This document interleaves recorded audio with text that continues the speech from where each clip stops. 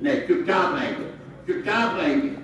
جب وہ لڑکی بھاگے گی یا اور کوئی حرکت کرے گی تب جا کر کے ماں باپ کے آنکھ کھلتی ہے. ایک دم غنودگی والا آنکھ کیا ہوا.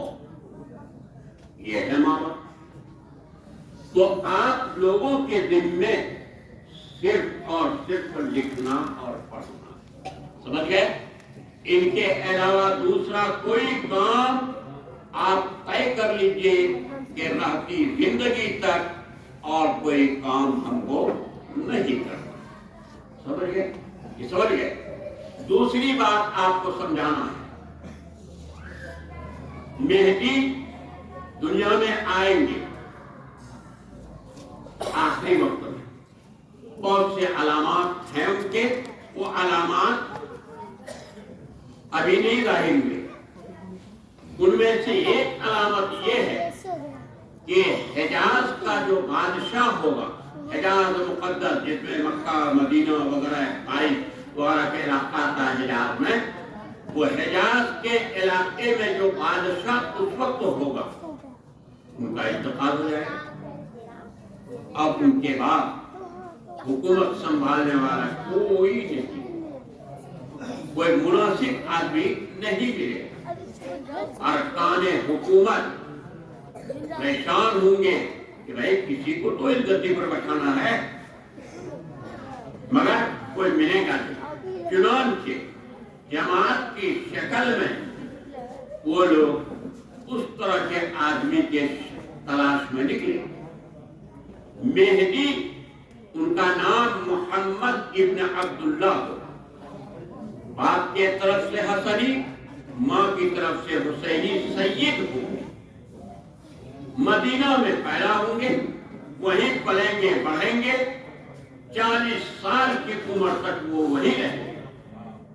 تو جب یہ تذکیہ ہوگا کہ بادشاہ اور خلیفہ کے لیے کوئی آدمی مل نہیں رہا ہے، مناسب آدمی، اس صفات کے آدمی کی تلاش ہے، تو یہ آواز ان کے کان میں کی جائے گی. تو مدینہ سے وہ خاموشی سے نکل کر مکہ آ جائیں گے. اور کیونکہ مدینہ میں سب لوگ اس کو پہچانتے ہوں گے، اسی ڈر سے کہ ہم کو لوگ پہچانتے ہیں کہ ہم ہی کو لوگ پکڑ کے بادشاہ بنا دے، خلیفہ بنا دے. وہاں سے وہ نکل کر آ جائیں گے کہاں؟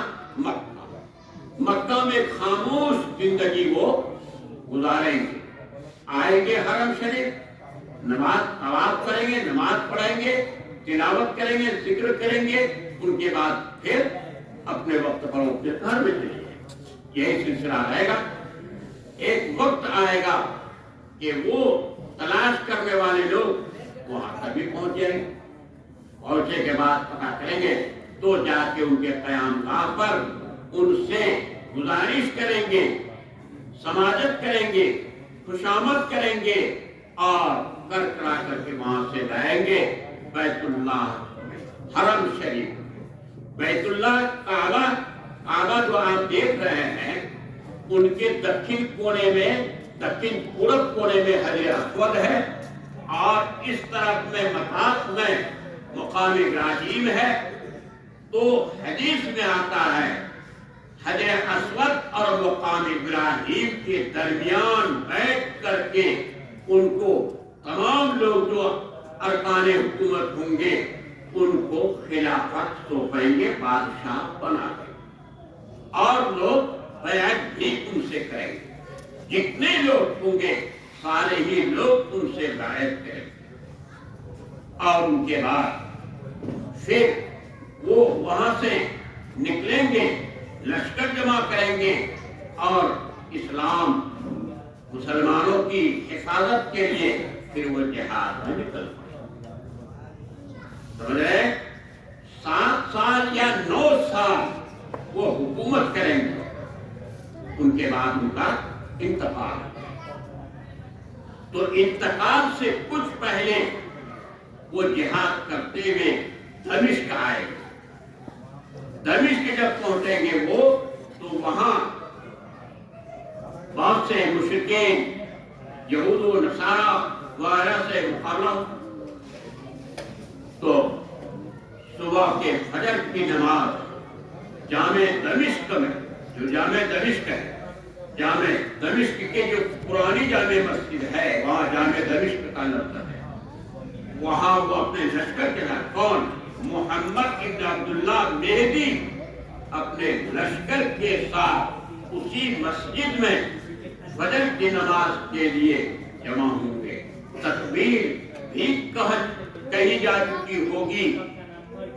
इतने में ऐलान होगा कि हजरत ईसा इब्न मरियम अलैहिस्सलाम उतर गया।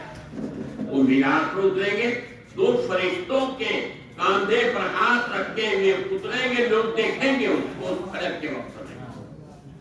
तो ये खबर होगी, तो उनको फिर मीनार से बाकायदा सीढ़ी लगाकर नीचे उतारे जाएंगे और मस्जिद में लाए जाएंगे। इमाम मेहदी उनको कहेंगे कि आप नमाज पढ़ें, आप नबी। तो हजरत ईसा अलैहिस्सलाम फरमाएंगे कि नहीं, ये तकबीर आपके लिए कही जा चुकी है, लिहाजा इमामत आप करें।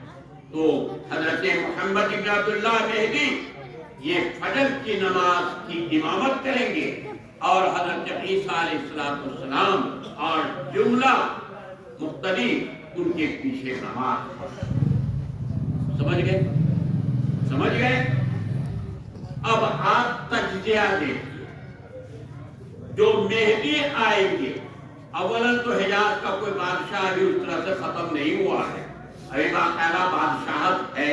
अगला बादशाह के लिए भी नामजद है, उनके बाद वाले बादशाह के लिए भी नामजद है जो तो चल रहा।